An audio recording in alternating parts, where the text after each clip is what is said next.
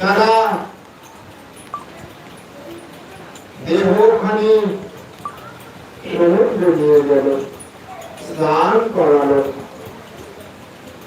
মহাপ্রভু সমুদ্রের তীরে দাঁড়িয়ে সদর্পে ঘোষণা করলেন, আদি হইতে সমুদ্র মহাতীর্থ হইল। কেন? তার আগে সেটা জগন্নাথ ধাম ছিল না?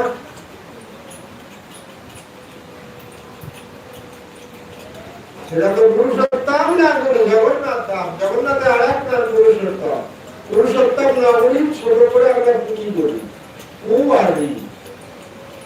তো সেখানে জগন্নাথ স্বয়ং বসে আছেন, চারধামের এক ধাম।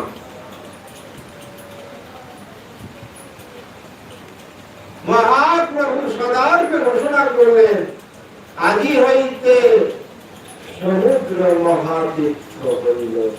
মানে তীর্থ ছিল